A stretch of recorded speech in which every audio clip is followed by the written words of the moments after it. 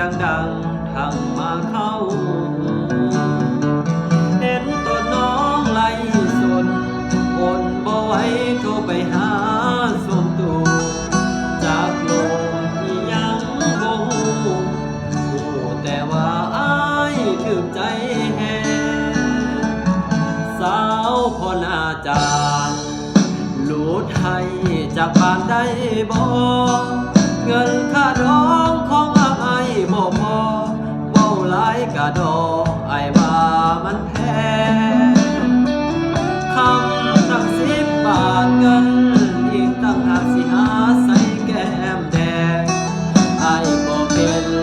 คนขายแหงแต่ห่างคำแพงนั้นจนหัวใจ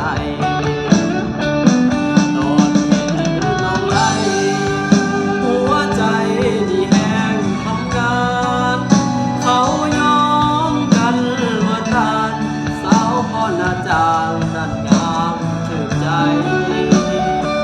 อีแม่โจมสุมืออยากได้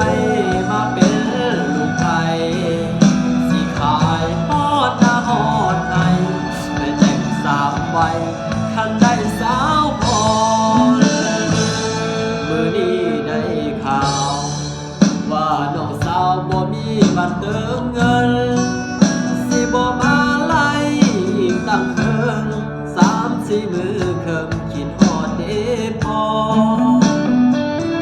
อ้ายอยู่บ่ได้หากบ่เห็นน้องไล่ก่อนนอนสิออกไปซอกซื้อบัตรก่อนแล้วส่งให้พรทางเมื่อได้เจอ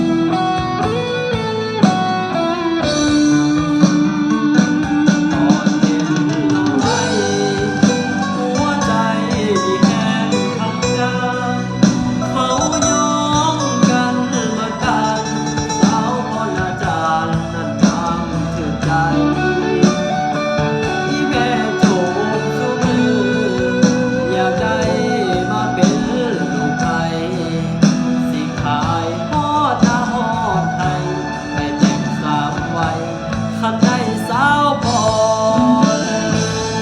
มื้อนี้ได้ข่าวว่าน้องสาวบ่มีบัตรเติมเงิน